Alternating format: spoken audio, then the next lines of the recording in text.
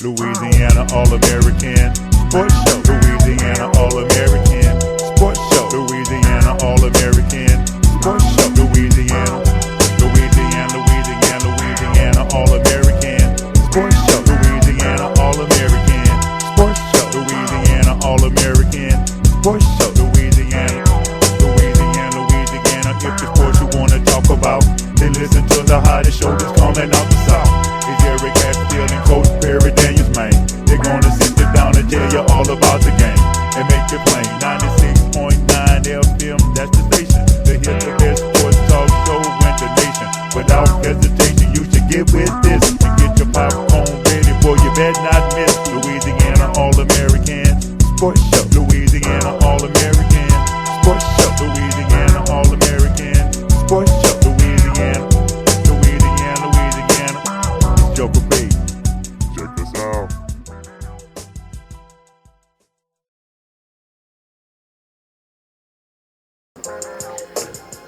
Good morning, Baton Rouge, and thanks again for tuning in to the Louisiana All American Sports Show. I am Eric Hatfield. It's a big day in sports, and we have a full cast and crew today with myself, Gerard Piper, a.k.a. Joker P, Coach Perry Daniels, and the Professor, Terrell Johnson.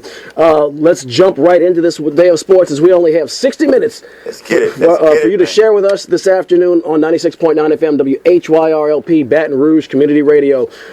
Always got to start off talking about our young people, because that's where all sports start, with the youth. And we have a heavy Baton Rouge presence in the LHSAA baseball playoffs this postseason. In Class 5A, the big boys, the heavy swingers, Catholic of Baton Rouge, the number 2 overall seed, already leads their best of 3 series over Holy Cross 1-0. They whooped them 9-5 yesterday. They play today. Actually, they just started right now. Denham Springs hosts Destrehan at 1 o'clock this afternoon in Class 5A. In Class 4A, I'll tell you, when I was in high school, I wanted to be like Mike. And I guess if you're playing high school baseball, you want to be like Mike too, because St. Michael the Archangel is having a good year. Basketball, baseball, they're the 6th seed. They host, they're playing Cecilia, the 11th seed, right now. In Class 3A, boy, oh boy, that District 7 3A is a fool, and Baton Rouge is all over the place. Number 9, U High, will play E.D. White on May the 6th at E.D. White. They're the number 9 seed. You're down with PVB. Yeah, you know me. They put a whooping on Al Benny out of Livingston Parish earlier, and they will play St. Louis out of Lake Charles on May the 5th. The Parkview Baptist is seeded number 5, St. Louis number 12. And also on May 5th, Bruley, from our friends across the river, they are having a renaissance, as they will host North Vermilion. They're the 7th seed, North Vermilion the 10th seed. They play May the 5th at 6:30. Quick note, Bruley did put a hurting on Livonia. If you recall, last year, Perry and I were telling you that story about Livonia with some of the LHSAA issues. Well, Livonia was all clean this year. They got their fair shot at 26th, and they were eliminated. In Class 2A, Doyle, the number 1 overall seed, out of Livingston Parish. I think it's going to be a heavy Baton Rouge presence holding up trophies this year. They will play Catholic of New Iberia on May 5th at 6 p.m. Springfield, the number 21 overall seed, pulled off a minor upset in the first round. They will play St. Thomas Aquinas, the 5th seed. Redemptorist, man, of all the issues they have, that hasn't affected them on the field. They beat Archbishop Hannon in the first round. They will play Oak Grove, the number 3 overall seed, later this week. And Dunham pulled off a stunning upset over Lakeside, and they will play number 6 seed North Lake Christian. Dunham will actually host this game at home due to some of the travel rules in LHSAA playoff action. Dunham, the number 22 seed in Class 2A. Class 1A, first of all, I want to give you an update. We've talked to you a lot about the emergence of Southern Lab baseball this year, but they were taken out in the first round by Covenant Christian, 10-0, and Christian Life Academy, who we've also talked about, same district in 6-1A with Southern Lab. They advanced by beating Metairie Park Country Day. I think Metairie Park Country Day is not going to want to see any Baton Rouge schools ever again between basketball and baseball, as they've been eliminated. And Christian Life will play St. Edmund. Christian Life, the 10 seed, St. Edmund, the 7 seed. And finally, our friends, Coach Jamie Holmes has made Family Christian Academy a home away from home for Louisiana All American Sports. And we'd be remiss if we did not mention them. Family Christian is the number 5 overall seed in Class C, and they hammered 12-seeded Starks. They advanced to the quarterfinals and will travel to play 4th-seeded Summerfield. Coach Perry Daniels, how goes it this morning? I know you got a little nugget for the audience on the high school scene. Couple of things here real quick, Eric. One, man, it would be really great to see Redemptor's win the championship the last year that school is in existence. Yeah. That would be awesome to see. I'm rooting for him. 2, there's something very special going on in Ascension Parish regarding fast-pitch girls softball. So we don't talk about girls sports on our show a lot, but this is worth mentioning. Professor Johnson, your classmate, Scott Nielsen, Panama Gators, he's the head coach of the Panama Gators fast-pitch softball team. They are 28-0 and play the semifinal game today in Sulphur. Wow. On the other side of the bracket are 2 other Ascension Parish schools. East Ascension is playing Dutchtown. So not only in basketball do the Baton Rouge area teams dominate, and in baseball, as you just heard, Eric give the report, there are a lot of Baton Rouge area teams that may make it to the finals there. The Baton Rouge area is also dominating in fast-pitch softball. Man, shout out to Scott Nielsen, man. That's impressive. I didn't know that, Perry. Yeah, Scott, that national. Yeah, man. And I've noticed that with Southern Lab, man. I want to give shouts out to whoever that athletic director is over at Southern Lab, because we've covered him here on Louisiana All American Sports and football and basketball, and they've been to the playoffs in pretty much every major sports. So I just want to, I've noticed that about Southern Lab. They got a great athletic program. Oh, big shout out. And I got to say, we talk about, I fawn over Southern Lab on this show. I think we all do. I mean, they just have great coaches and a great program over there. Coach Nick Mitchell is now going to be coaching the Port Allen Pelicans, another friend of the show. Wow. And, Marcus Randall will be former LSU standout, will be taking over as head coach there. And, of course, Coach Devin Clark, who's just a super, super bright young guy, has got that basketball team. I think they're going to do some special things in a very short period of time. Coach Leroy Thompson, I don't talk about a lot on this show. I don't even know if he's listening today or not. But he and his assistant coach, Eric Holden, who was a college friend of mine, they have done an amazing job with that program in a short period of time. You had a program that was kind of also ran in 6-1A for years. They made the playoffs last year. They were ranked as high as 4 or 5 this year. They made the playoffs again. I just love what they're doing with those young people over at Southern Lab. It's a laboratory school, a university laboratory school, because you have the university basically grooming these young people in a laboratory environment, so to speak, hence the term laboratory school. And I got to say, they have good, solid, high-character people in the classroom, and their sports program is an extension of that, in my opinion, and you're seeing the growth of those kids. It's just, it's one of those things that really, I guess, they always say when you give, you get back when you give. That's one of the things that when we give our time over there to broadcast these games, watching these young people develop and watching the growth, that's kind of, I guess, our reward watching this before our very eyes. Anything you want to say, Coach? Because you know what I'm getting ready to get to, baby. I mean, it's a big day. It's one of the biggest days of the year, this early year of sports. And I'm just so excited today, man. I'm fired up. Okay, but before we transition to that, let's talk about the very special game in Major League Baseball that was played in Baltimore earlier this week. Absolutely. Earlier this week, of course, Major League Baseball is in full swing, and the city of Baltimore, really the whole D.C. area, is a big MLB town between the Nationals and the Orioles. And the Baltimore Orioles at Camden Yards hosted the Chicago White Sox in an interleague contest on Wednesday. The Baltimore Orioles won 8-2, and that is almost completely irrelevant because what was unique, I don't even want to use the word special, in the Major League Baseball began its existence in 1869, and this is the first time ever that any game, there was a game played in the late 19th century with only 6 people there. Well, that's a sellout compared to what happened on Wednesday, as there was 0 attendance. The decision, Major League Baseball and the Camden Yards officials made a decision to not allow the public in light of the events going on in Baltimore Maryland.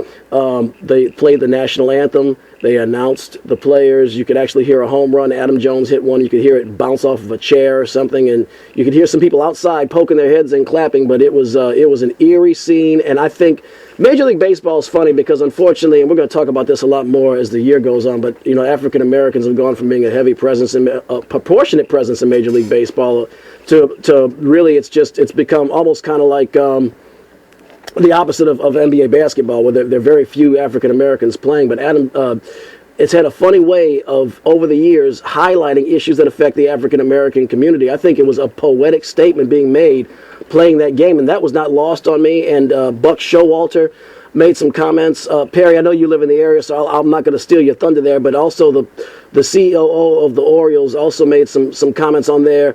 Very poignant. What did he say? I mean, what are they saying? Buck Showalter said something to the effect of, I really kind of it gets under his skin when you have some people who say, oh, I know how they feel. He's like, because I don't know how inner city black people in Baltimore who've dealt with a lot of trials and tribulations, I don't know how they feel. I'm not black, and I can't stand when other people try to act like they can, which is interesting for some stuff we saw online this week.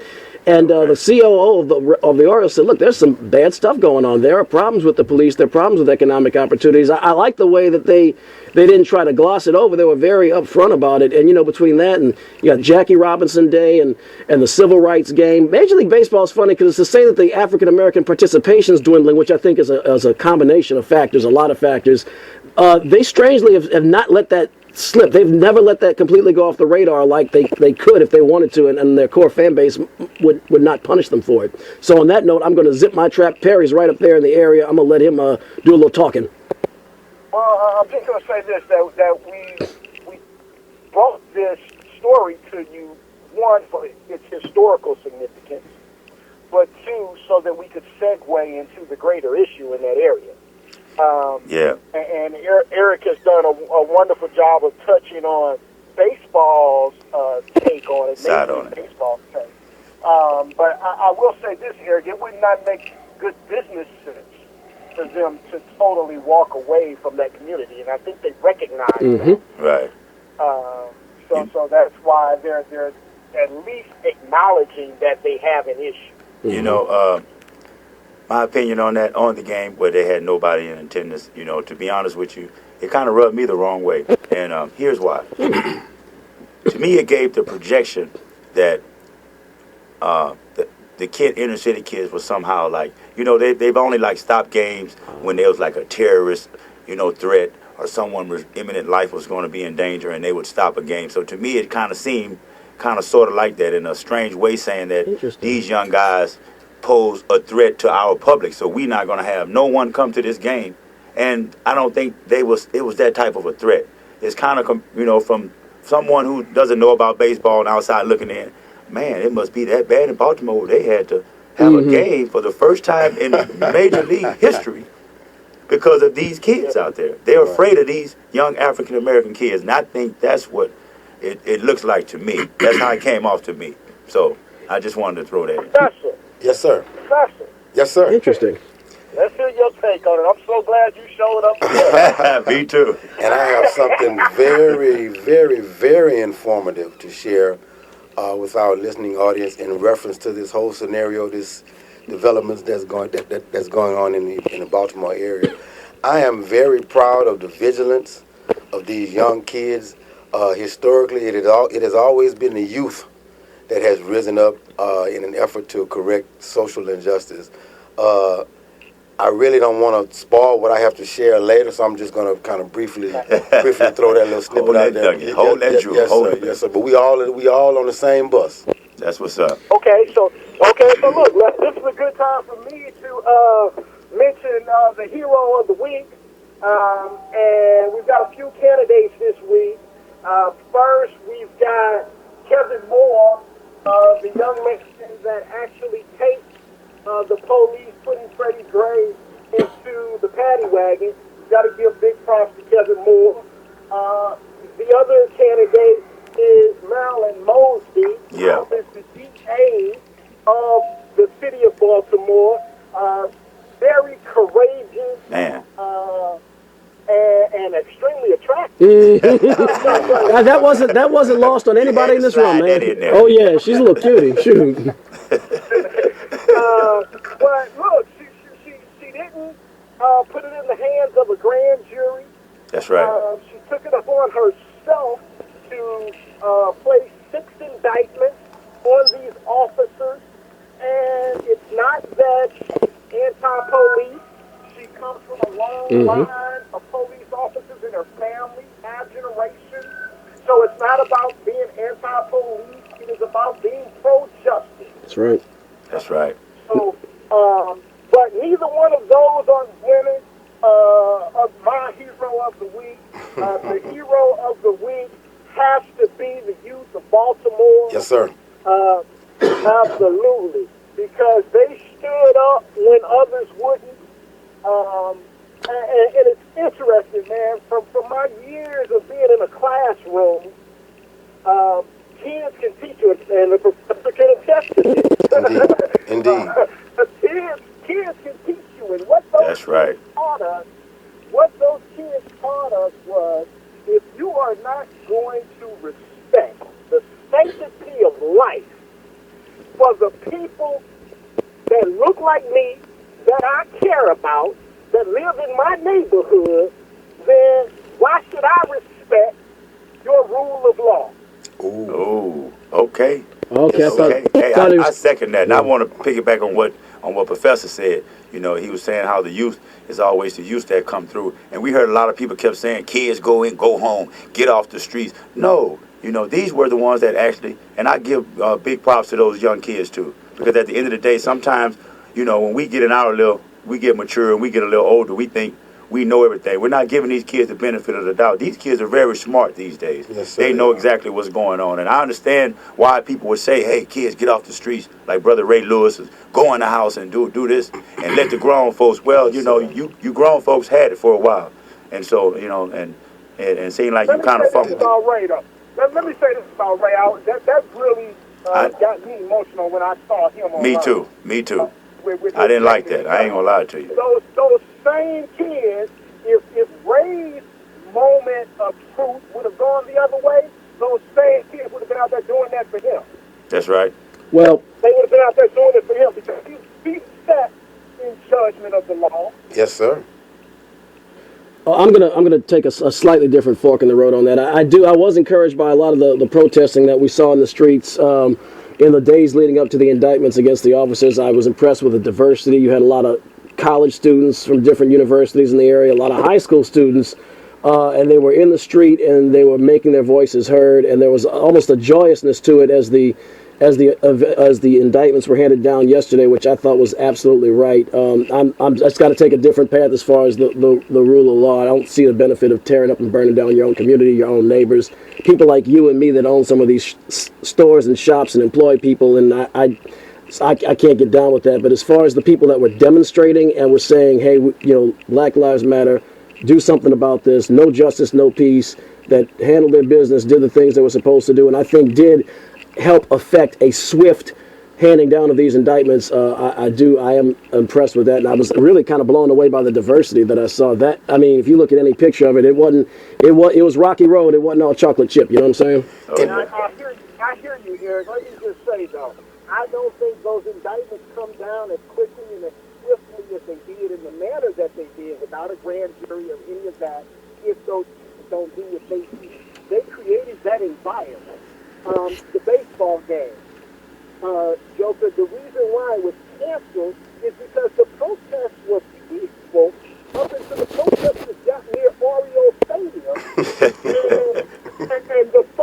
and the folks waiting on the night Oriole game that night started heckling and using racial slurs against the protesters. That's when the protests turned. Wow. Hey. I'll tell you, whenever I see that image, you know, that's one of those things, though. This, as long as we're alive, we're going to remember. Hey, remember back when whatever comes of this. Right. Remember back the Freddie Gray issue. Look, you know, maybe it's, who knows, nationwide body cameras. I don't know what changes are going to result, but this is certainly not just the tip of the iceberg on this story. It's one of them. We're going to say, remember back when Freddie Gray. That image of the Orioles and White Sox playing in that empty stadium. That's going to be one icon of this whole story that will also sit with us long after we're gone. Much like when they had the earthquake in 1989, and you saw them playing, and the guys kind of getting on the ground. Right. Those images you saw of the stadium falling to pieces during the World Series. It's going to be the same thing where you think of the World Series. That image is going to connect, and the same thing here for guys like us, especially guys that like sports. When you think of what happened back when Freddie Gray, that's going to be part of the conversation forever. That image is going to be part of it forever. It's going to be there, but I think it's almost like steps. I think 3 major things, and then we're gonna have to move. Sure. Go to something else. But I think 3 major steps. One was Trayvon. I think that is one, and then you go to Mike Brown. That's almost like, okay, another major point, and now it's kind of climaxing with another point with Freddie Gray, and things are starting to. So what's going to be next. It's been a lot of guys that have been killed in between those 3 guys. But at the same time, I think those were the 3 major things that really, shocked this country. First, Trayvon Martin with the not guilty in George Zimmerman. Then with the police with Mike Brown. He didn't get indicted. And then finally, this is the 3rd one, Freddie Gray. And, and this woman came in, swift justice, very smart woman. She took control. You can tell that she wasn't pressured into anything. She charged all 6 of them, and she did due diligence. She didn't play around it. And the guys with Eric Garner, which was on tape, you saw them choke this guy out. They haven't even came down with no type of indictment or nothing yet. Yeah. And so the way that this woman did, hey, big kudos to her. And that's my take. And hey, that prosecutor can cuff me anytime she wants. But anyway, Joker had a few weeks ago, he had a T-shirt on that said "Stop Killing Our Kids" with Trayvon Martin, Mike Brown, Eric Garner, and Tamir Rice. Well, I put that on what we try to do is upload our back editions of Louisiana All American Sports to YouTube as quickly as I can get to it. I got a lot of irons in the fire, but we're gonna get them all up there so you can hear us anytime you want. Anyway, Joker had that shirt on, and he mentioned it, and I put a picture of that shirt. Well, I'm about to take another picture to put online because the black, it's a plain white T-shirt, and it was written in black Sharpie. And there's a lot more black on that T-shirt. And the reason there's more black on that T-shirt is because more people have gotten killed. So that's all I got on that one.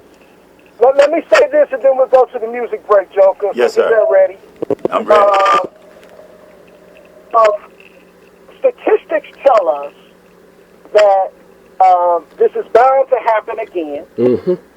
Soon. And if it's on videotape, let me share with those potentially disgruntled citizens that may decide to address the grievances of their community with their government that we must remember the lessons of COINTELPRO. That every protest, there are some undercover police officers by your side. So when, and they're there for 1 or 2 reasons. Sometimes they're there just to have an ear on the ground of the people so that they can report back, and they want to make sure that you know what's going on in that crime. But then sometimes they are there to agitate, to irritate, to start something so that public sentiment will turn against the movement. But in every protest, undercover police officers are in the crowd. I believe it. COINTELPRO. Pulling out the CIA. Yeah, man. I'm like, you said my face dropped. Good call, Perry. But he's talking about agitation. Mm-hmm. He's talking about, intimidation. And when I think about that, you know what I'm thinking about? I'm thinking about another type of violence, but it's a violence between 2 men getting inside of a boxing ring that we're going to have tonight. And they have a little bit of agitation. Yeah. They got a little bit of, you know what I mean? Instigation. T, you're going to love this. And that's what I'm doing now. I'm instigating right now. So check this out right here. I got something ready to get y'all hyped, to get y'all ready. Here we go. With no other delay. So don't call it a comeback. But tonight, don't call it a comeback. I've been here for years. I'm rocking my penis. Damn.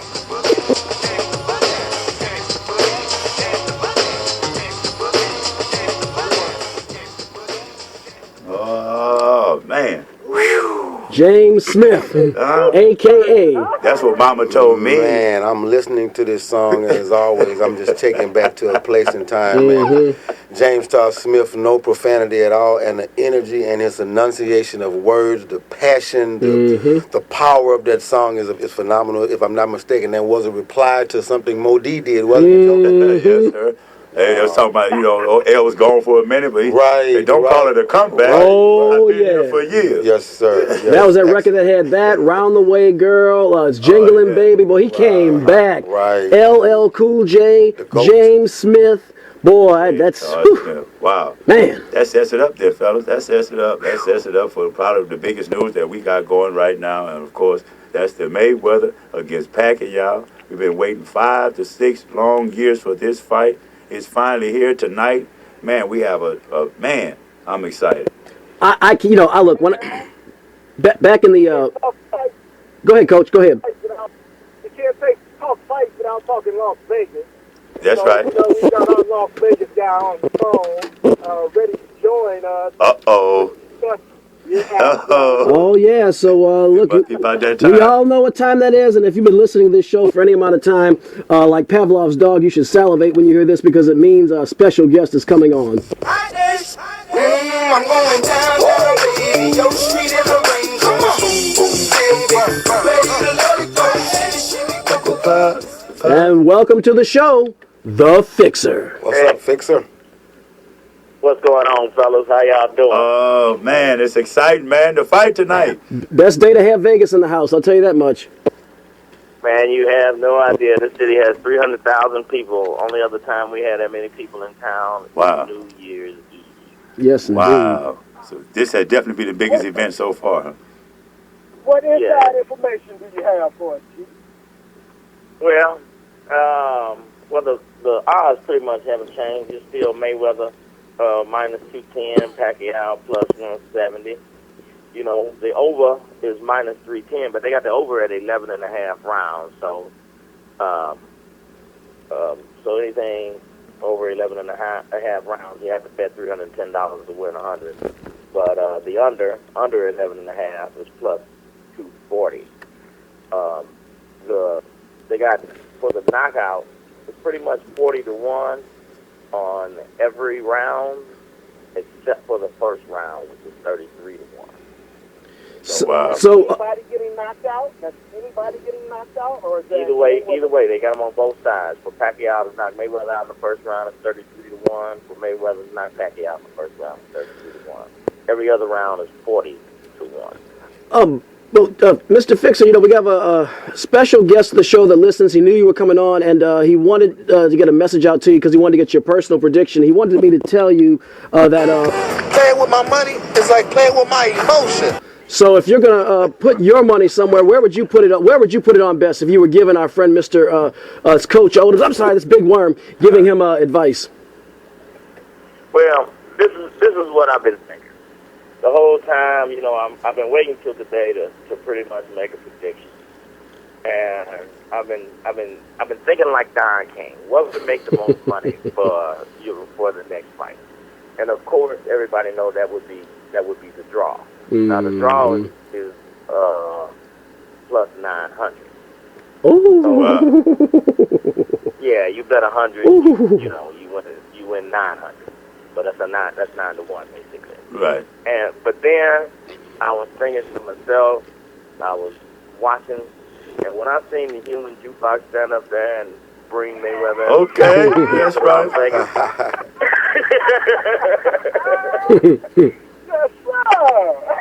I said to myself, there's no possible way that I could put my money. I'm just a man of my own heart. That's right. So, Hold on, let me unwrap that for the people listening around the country, because a lot of people may not be familiar with the nickname, the human jukebox, although they may know him when they see them. Southern University's marching band is called the human jukebox affectionately, and they're called that because they can play almost anything you can think of. And Mayweather hired them to escort him into the MGM Grand for his arrival for the fight today. So we, Southern University alumnus, are very proud to see those young men and women up on that stage with that big F in the middle of their chest. Yes, indeed. Yes, sir. Yes, sir. Yes, sir. Pretty cool. And I wondered, and I found out kind of where it came from. Now, Mayweather has a personal chef. Her name is called Chef Q. So I was looking up there, I was like, where did he get the idea? Does he watch the Bayou Classic? Where did he get the idea to bring a human jukebox on? So she did an interview online. So y'all So when I seen the interview, I seen on her chest, she had Tau Beta Sigma on her chest. So now I know where he got the idea from. Okay. Right. Tau Beta Sigma is a sorority, a band sorority. Yes, sir. So I'm getting the idea that she, why don't you throw the human jukebox up there? And they couldn't have done a better job. I mean, it was massively loud, and it was fit for a king. You just got to admit it was just fit for a king the way he had it set up. That's what they do. Did you hear that, well, Grandma Knight? Perry, I was there when they were boarding and preparing to leave and getting their things together. So I was privy to inside information before the story broke and came out. I already knew they was going. Wow, okay. Well, that's what's up. Well, let's get some picks going. Let's get some picks and some predictions. Eric? Oh, it puts me on the hot seat first. Oh, yeah, man. There's no way I could ever pick against Money May. You're talking about one of the smartest.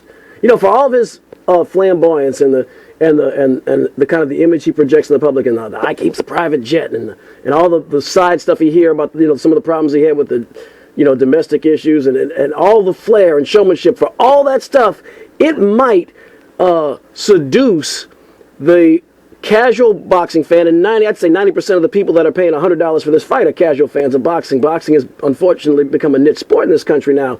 They might think, oh, this guy runs his trap full of it, and he's one of the smartest tacticians in the ring. If you ever watch his fights that you'll ever see, he knows when to pull back, when to attack. He knows how to conserve his energy. He knows how to drain his opponent's energy. And on top of that, Pacquiao looks like he's shrunk a little bit in the last few years. There is no way I can pick against Money May. My only question is whether or not it'll be a knockout. I think Money May will knock him out if he has to, and if he doesn't have to, he'll do that too. I'm thinking a late round knockout if I had to put my money somewhere. Professor? Man, I'm kind of unorthodox. I'm going to just go with Mayweather. My predictive analytics is going to say Mayweather, as Eric said, if I would have to put my money on it. But I kind of want to see the upset. I kind of want to see the Rocky Balboa factor coming against Apollo Creed. So I like to see that for dramatics. I'm like the fixer say, I think it's being set up for the rematch. Me personally. Right. Yes, sir. Right. Well, I mean, with me, of course, I'm going to go with TMT. I'm down with the money team. But it's a very, very interesting fight. I'm a very, very big boxing fan, man. I follow Pacquiao and, of course, Money Mayweather throughout their careers. This is going to be his toughest test. Pacquiao is a very, very, very skilled fighter. Yes. But to piggyback on what Eric said, I think he has lost a little bit of weight. And Mayweather, by fighting guys like Carnelo and Cotto, those guys were bigger than Mayweather. So he had to fight a certain type of way. He would fight a more defensive way. He was kind of moving with his feet. But when he fought Marquez, which was a common opponent for Pacquiao, he was more of an offensive fighter because he was naturally bigger than Marquez. He is naturally bigger than Pacquiao. He has a longer reach, and he is naturally bigger than him. So he is not going to be on the ropes of being more defensive like against Carnelo. He's going to be aggressive. He's been working out much with his strength and conditioning coach. I think he's going for the knockout. So I got to go with Mayweather in this one. Coach? Yeah, I'm gonna say this: that if Mayweather does not knock him out, he does not win. Ooh, okay. Interesting. Interesting. And that leads me to follow the fixer and say that I would put my money on the draw. Wow. Ooh. Okay. Me too. Well, I'll tell you what. Now, look, man, we got a. I think look, if there's a draw, you can quote me and say this. If there's a draw, I promise you, there's a Harlem Nights kind of scam going on in the background. If there's a draw in this fight of the century, but there's a lot of money to be made, as everyone's pointed out. There's a lot of money to be made by part two. They're getting around that. I'll tell you what. If anybody has a prayer of defeating Mayweather, it's Pacquiao. I got to steal my own two eyes to believe it. Right. Me you too. know.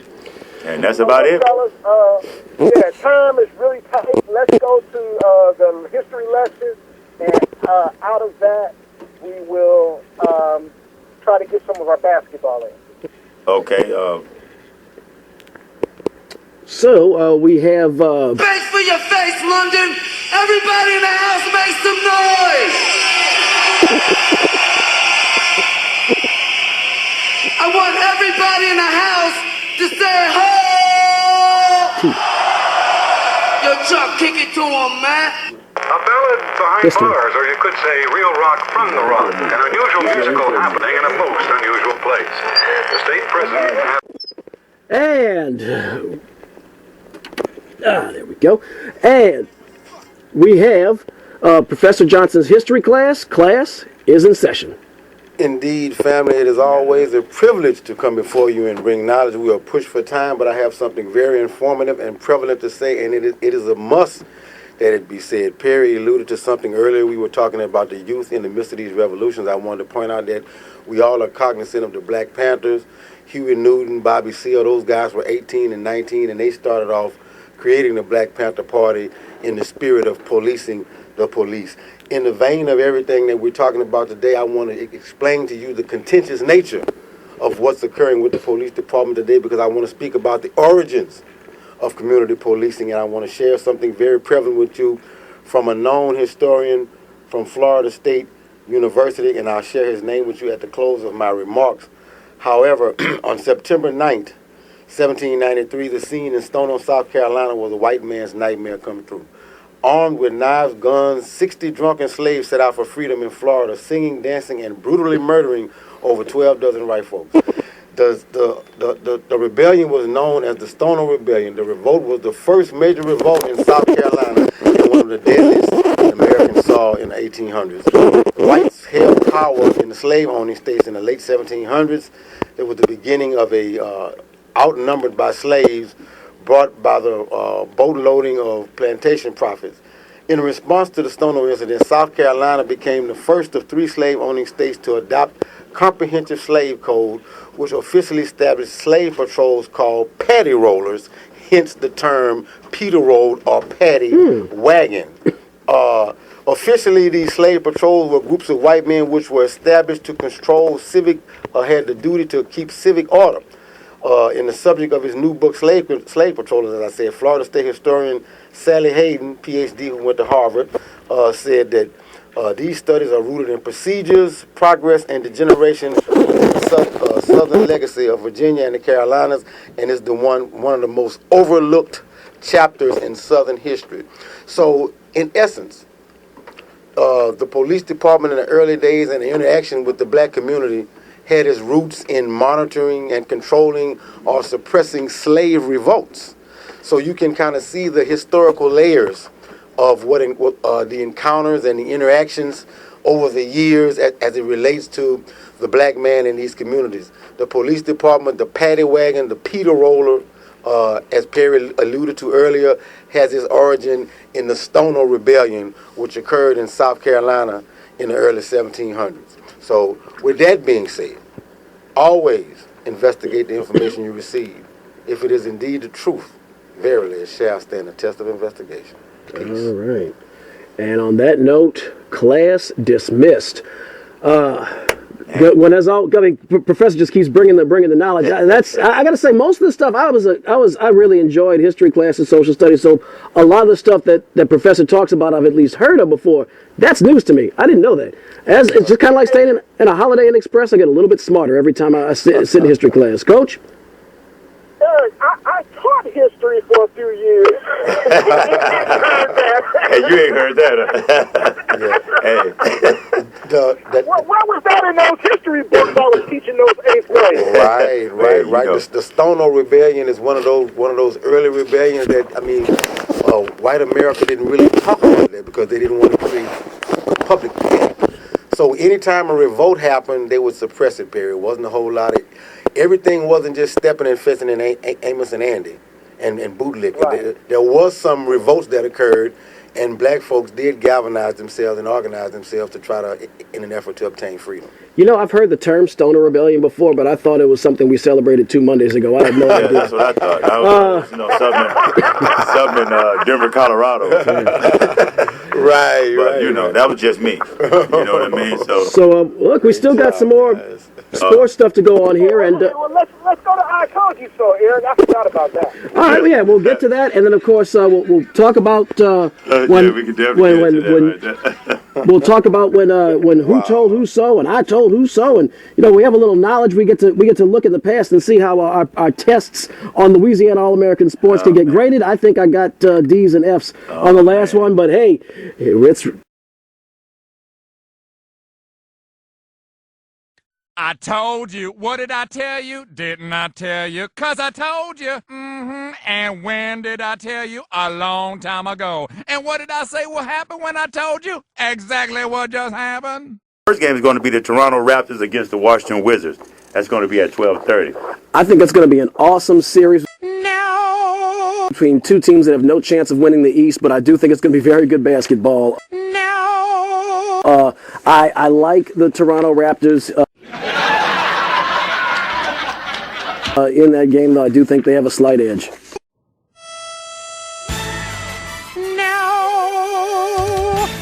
Rapid fire, here it comes. Cleveland and Boston. Cleveland. Rockets and Mavericks. Rockets. Blazers and Grizzlies. Last one, Coach. Grizzlies. Got it done, and hey, I do think that after, you can kind of hear one moment in time after that they went off the court and the confetti was going off against San Antonio, but I think it's going to be back to life, back to reality, because don't say that. The Splash Brothers are real. Here's the thing, I think the Pelicans will take a game in that series. I don't think they'll be swept, but they're about to meet a tough match in the Golden State Warriors. Cleveland Cavaliers and Boston Celtics. Great job by Brad Stevens getting the playoffs, but the dream ends here, in my opinion. I'm going with the King. I'm going with the King all the way to the NBA Finals. This is going to be a sweep.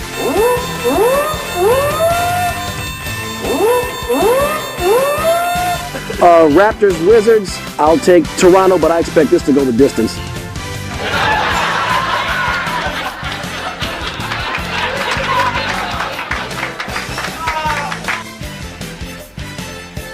I'm going to take the Wizards. Yeah, I was just thinking about that too. Man, this is going to be a tough series. In actuality, you don't see Toronto play that much because they're in Canada, but I'm going to go with Toronto.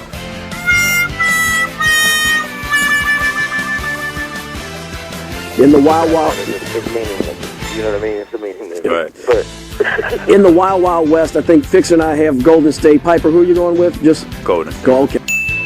I thought so. Houston and Dallas. The Fixer has Houston. I'm also going to take Houston. Who do you have, Piper? Wow, another tough series. In-state rivalry. I'm going upset Mavericks.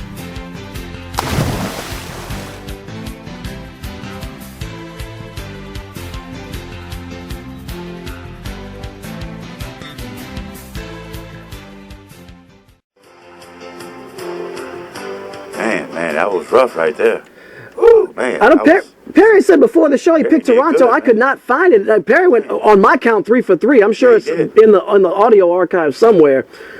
Excuse me, but I'll tell you, it's a whole lot. It's the drama that unfolds all the way through June in the NBA playoffs. Yeah, but we got Game 7 tonight, man. We got Game 7 tonight with the San Antonio Spurs and Los Angeles Clippers. Man, that's been a great series. It has been. It's unfortunate that series is going to have to take a back seat to the fight of the century. I wish I could be in two places at once for that, You make sure you pick me because I said at the start of the series that the Spurs was going to go down. I was picking the Clippers with the upset win. So I'll tell you what. Keep it on record. Keep it on record. Hold on now. I am just as much of a Spurs fan I know as I am a Green Bay Packer fan. So really? Therefore, with that being said, I mean, I'm a Spurs fan since George Gervin, Banks, Otis Gilmore, Sean Elliott, and Avery Johnson. All right, the reels are recording, Professor. These guys are not playing. Okay. Otis Gilmore is not playing tonight. With that being said, we got Popovich sitting on the bench, though.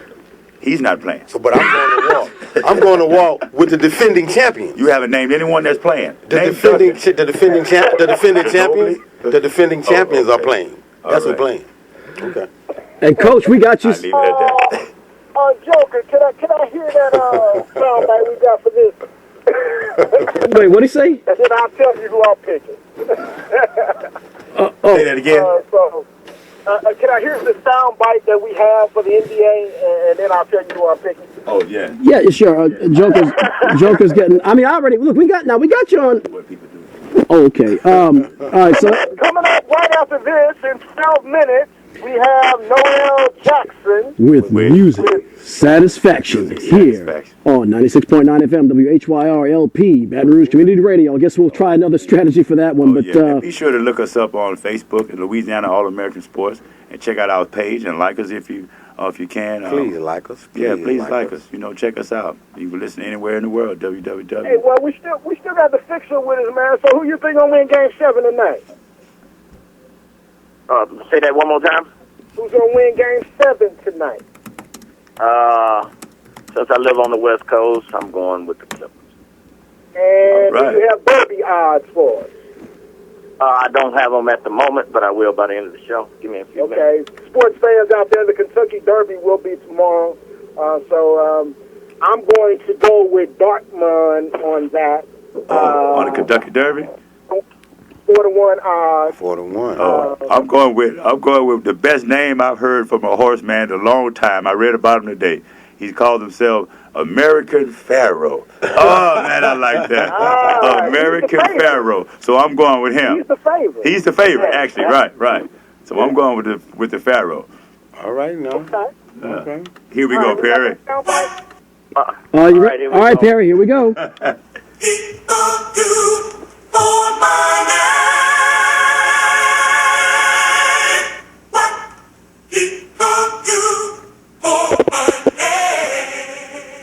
Coach?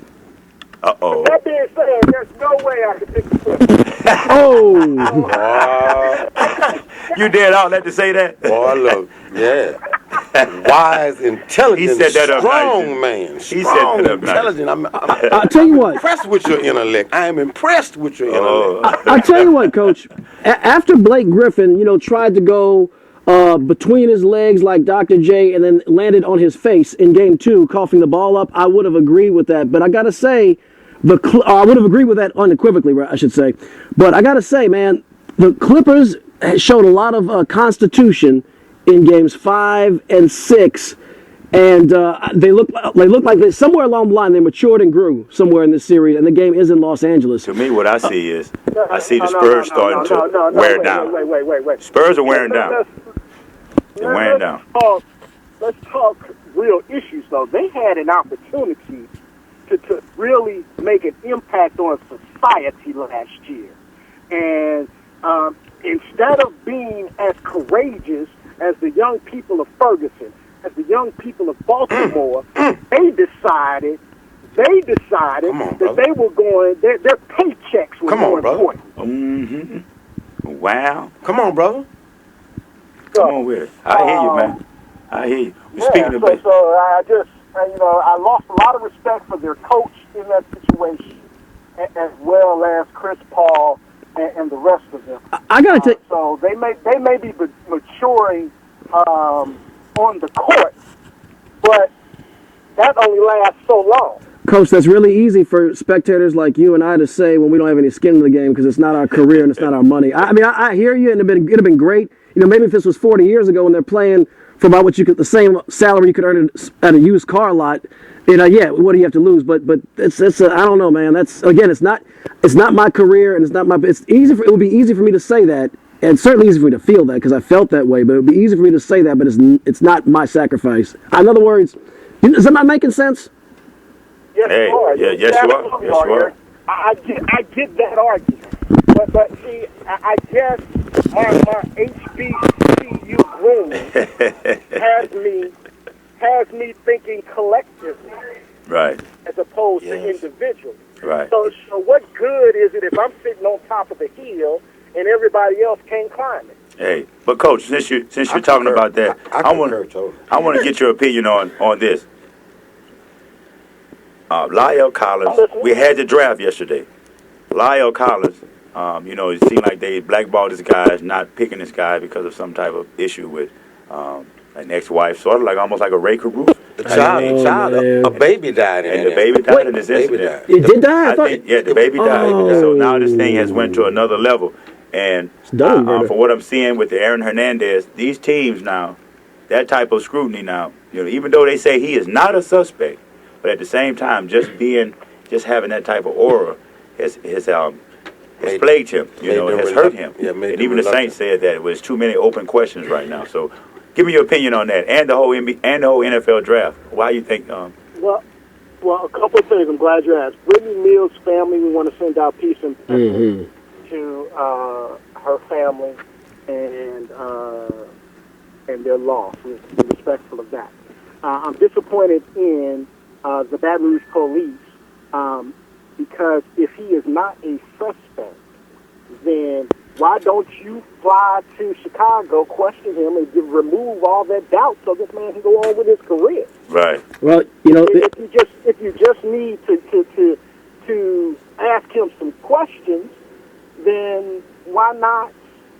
If you needed him, you would fly up there and get him. Well, Perry, you hit the nail on the head, though. It's like you said.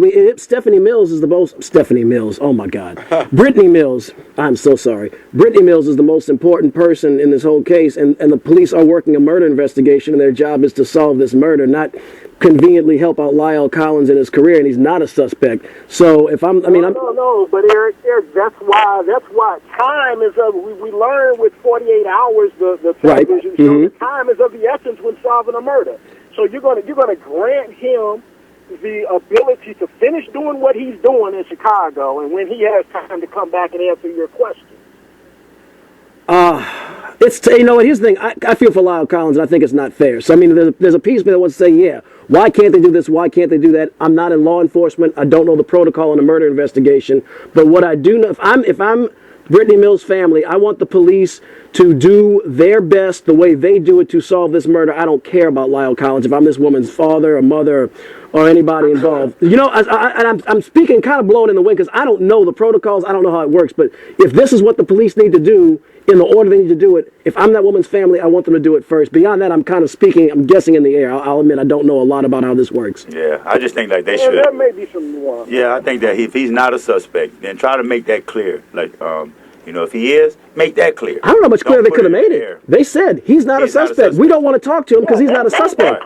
Right. It's hello, maybe it's on La'el Collins. I don't know if it's his agent or if whoever's representing him. I would have had a press conference myself. I wouldn't have had no one talk for me. I wouldn't have a lawyer say, because if I know I'm innocent, I'm going to get up in front of the public because people want to see you talk. It's almost like in a court. They want to see you testify. Like with Nick Anderson. Yeah, they want to hear from your own voice. So I would get up there and say, hey, I am not a suspect in this. I had nothing to do with this. My heart and family goes out to my family. That was, she was an ex-girlfriend of mine. I still care about her. I'm hoping this does not affect my draft position. I'm here for I'm an open book. If they want to ask me any type of questions, I am open to. I'm trying to help these people, and that way it would have gave an image of him not trying to hide behind his lawyers and stuff like that. So I don't know who's representing him. The guy representing him his name is Jim Bourne, and I kind of sat on the sidelines of the legal community in a past life for many years, and his reputation. If I got arrested for if I was in trouble, I'd want him. Okay. I'd put the house up for mortgage for him, so he's got the right guy.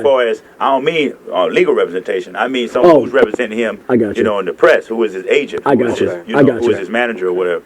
Hey, you need to get out there. But that's another issue. Real fast, I'm disappointed a little bit in the Saints. Wait. The second question you asked me about the draft. Let me say this. Right, go ahead. Well, all I really want to say about the draft. It is time out for us following this model to where there is a single owner, generally of European descent, drafting people like they're on an auction. They kind of are. Time out for that model. We need a different model. Wow. Now you're touching something, man. You're going deep now. Perry is on fire today. You're cutting right now. I mean, that's exactly what it is, Perry. It is exactly what from the combine on down. It's a meat market and auction, my man. That is exactly what it is. What tripped me out was the guy that picked up Roger Goodell. Did you see that? Yeah. I know Roger was saying, "Man, in my mind, man, don't you ever touch me." And picked me up like that. 90 seconds. He's like, hey, if I ever get called to your office, you can expect this treatment. 90 seconds, Joker. Go ahead. What you saying with the Saints? I would get the Saints, man. It's just. I thought their first pick should have been more on defense. I mean, I think you can coach up offensive talent for offensive tackle. We need defense, man. They did get a couple of picks. Then you drafted 2 quarterbacks. You need defense. Get your cornerback. No. They got 2 linebackers. They got linebackers, but I mean for their first pick. Well, you got to protect Drew Brees. Yeah, but I think you can get more coaching. You can find guys if you coach them right. Left tackles. Lineman, I think you can find. Left tackles don't fall on trees. You saw how big that brother is. We'll see, man. I mean, our problem to me was defense. I would have put everything on defense. I would have made that second pick a lineman. Well, the second pick was, I see what you're saying. Well, yeah, but you know what, though? You got to go value. There really weren't any valuable linebackers that were, in other words, there was a host of linebackers, including. Linebacker, I would have got another cornerback. I would have got a cornerback, me. Good point. Look, I want to say emphatically, you guys go ahead and follow up. Look up the Stono Rebellion of South Carolina, STONO. That is one of the most prevalent historical references you can make about the origins of community policing with a overpopulated black community 20 seconds. And an underpopulated white community. Also check out Black Wall Street. Yes, sir. Shout out to McKinney Senior High School and SU, the Human Jukebox. Yeah. Shout out to my cousin. Yeah. Perry. Go ahead, Perry. ADT, JNS, love you. Have a good afternoon. Shout out, Gina. Peace to the gods and honors. Already. Hail to the king and lords of lords. May he protect us from the evil. Hail to the king, lords of lords. May he protect us from evil.